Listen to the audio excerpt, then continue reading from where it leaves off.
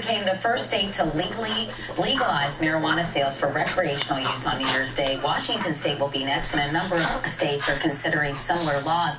Is our nation going up in smoke? Jeffrey Toobin is CNN's senior legal analyst, and psychologist Cheryl Ziegler from Denver helps parents talk to their kids about drugs. Welcome to both of you. Nice to see you. So, it seems like attitudes are changing so much. I know a recent poll showed 88% of American people favor medicinal marijuana use, and many people also are supporting recreational use, the legalization of recreational use. Why do you think attitudes are changing so much? Because it seems to people like prohibition with alcohol, that putting people in prison for pot is just counterproductive. Too many people smoke pot. Too many people have relatively harmless experiences with it. And the idea of the cure for marijuana is much worse than the disease. Prosecuting people, putting people in prison. There's a big racial dimension where black people are far more likely to be arrested for pot than white.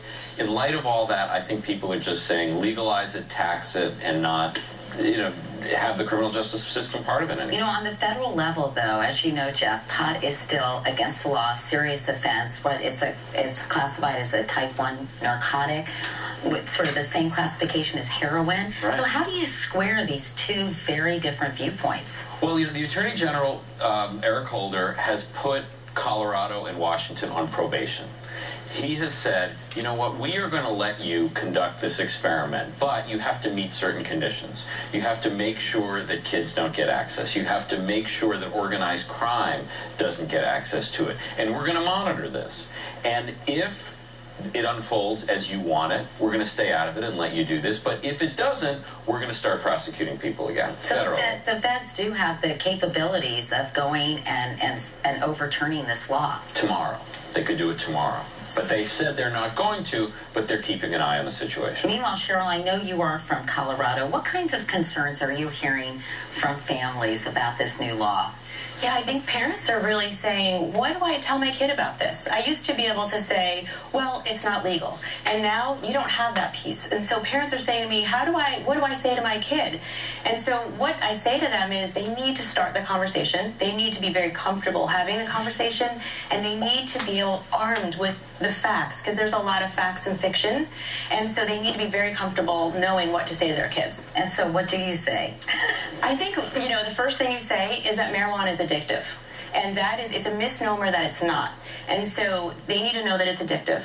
They need to know that if you have a mental health issue like anxiety, depression, ADHD, marijuana use exacerbates it. So at first there's this calming effect. There's an effect that kids will say to me, but I really do feel better, but I don't feel as sad. And that is the initial effect. However, with increased use, what happens is they need more of it, and then it actually has the opposite effect, and we see increased levels of anxiety and depression, and so that's where it goes downhill. Mayor Hancock expressed concern about it being a gateway drug, and it seems to be a lot of debate, even in the medical community, about whether that is the case. Right. What is your take or your best knowledge on that? The best thing I can say with confidence is that it is the gateway drug to high-risk behavior. And so we know that it kind of goes tobacco, alcohol, marijuana, and then when you are kind of doing the three combination, you're putting yourself in situations where there are more illicit drugs, where there's more high-risk behavior among adolescents. And so that's the one thing that I feel very confident saying. It opens up the doors to really risky situations. But the paradox with marijuana is that most hard drug users did start with marijuana. But most marijuana users don't go on to hard drugs. Both of those things are true, and how you sort that out is not obvious or clear to me. Right, and so what would you tell your kids about this? Would you, I remember asking Sanjay Gupta about this, and he was kind of bitty, after saying it wasn't a gateway. He's my colleague, so I'd like to say bitty as well. I don't know, look, our kids have been exposed. There's nothing new about our kids being exposed to marijuana or alcohol or cigarettes.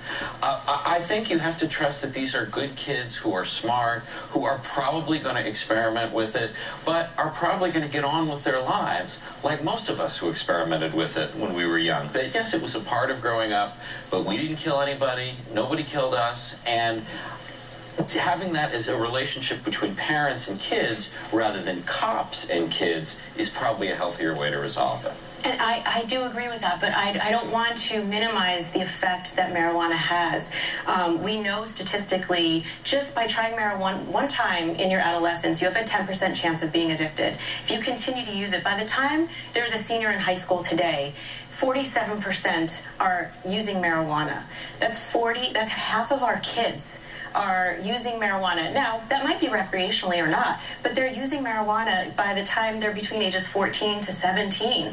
So I don't want to minimize that it's just pot or it's natural and organic. And that's the other thing that I hear. And I think the other thing with the stats on it, I agree with the legal side, but school performance, it decreases dramatically once children start using it. And so we see decreased grades, and we see poorer performances in the long term, and just, lack of satisfaction with your career. So really serious academic effects as well.